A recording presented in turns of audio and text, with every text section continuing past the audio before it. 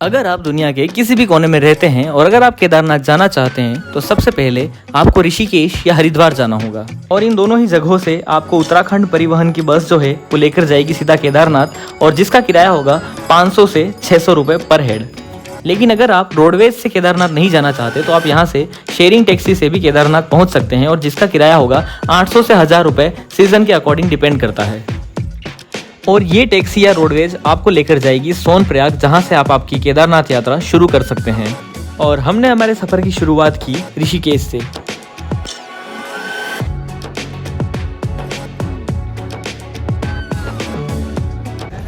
ये है Rishikesh bus stand और यहाँ से जाएंगे अब केदारनाथ टैक्सी लेकर के और जिसका किराया है 800 रुपये पर हेड।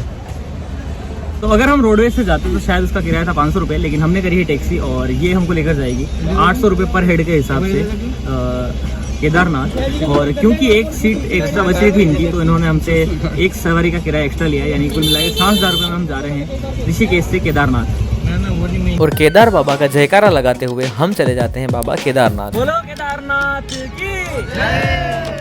और ऋषिकेश से निकलते ही आपको मिलेगा ढेर सारा ट्रैफिक, जहां पर आपको घंटों इंतजार करना पड़ेगा। और इसी रास्ते से होते हुए आप चले जाएंगे केदारनाथ और इसी रास्ते पर आपको मिलेगा बद्रीनाथ, जो कि हिंदुओं के 4 धामों में से एक है। और क्योंकि हम सिर्फ इस बार केदारनाथ जा रहे हैं तो हम सीधा जाएंगे केदारनाथ के लिए।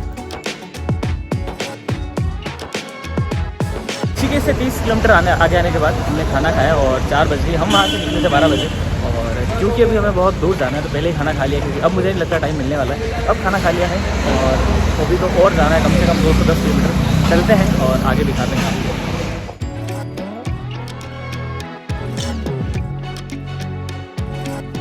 और केदारनाथ के रास्ते पर मिलेगी आपको ये बहुत सारी हसीन वादियाँ।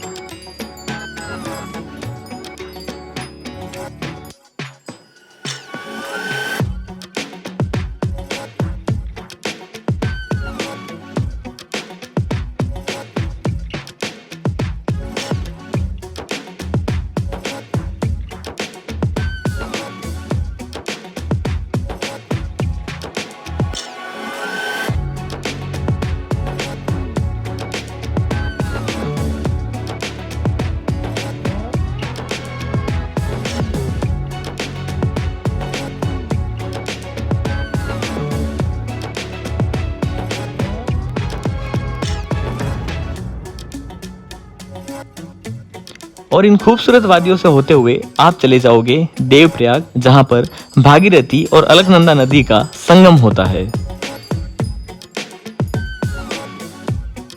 और भागीरथी और अलकनंदा नदी के संगम के बाद ही इस नदी को कहा जाता है गंगा नदी।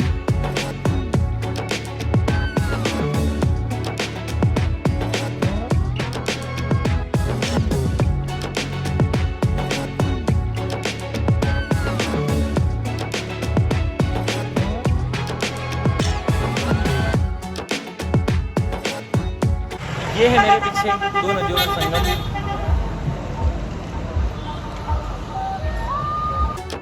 और गंगा नदी के उद्गम को देखते हुए हम निकल पड़े केदारनाथ की तरफ।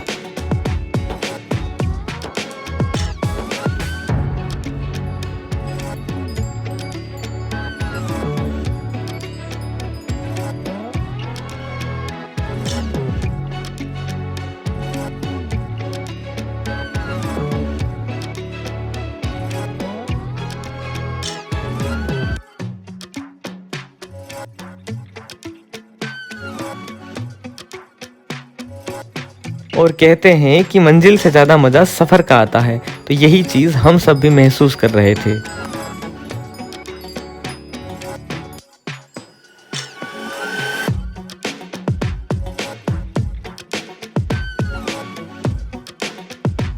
और 10 घंटे का टैक्सी का सफ़र करने के बाद हम पहुंच जाते हैं सोनप्रयाग। और क्योंकि पुलिस वाले हमारी गाड़ी को पहले ही रोक लेते हैं तो हमें 1 से 1.5 किलोमीटर पैदल जाना होता है सोनप्रयाग के लिए।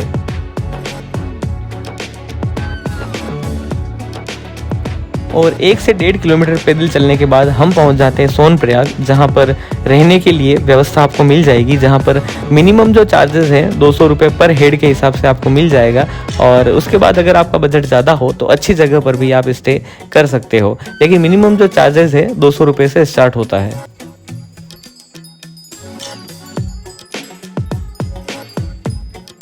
तो हम 1 बजे निकले थे ऋषिकेश से और रात की 12 बज गई है। हम पहुंचे हैं अभी सोनप्रयाग और यहाँ पर हमने ली है 3500 रुपये की होटल, जो कि बाथरूम से भी ज़्यादा छोटी है, लेकिन ले ली है क्योंकि यहाँ पर अभी सीज़न चल रहा है और बड़ी मुश्किल से ये भी मिला है। तो अब ले लिया है रूम, तो अब सोते हैं और मॉर्निंग में उठकर जाएंगे केदारनाथ। अब देखते हैं कैसे रहती है वहाँ की यात्रा, लेकिन ये था आज का दिन और अभी हैं हम सोनप्रयाग में। अब कल जाते हैं यहाँ से गौरीकुंड और उसके बाद केदारनाथ। मिलते हैं अगले व्लॉग में।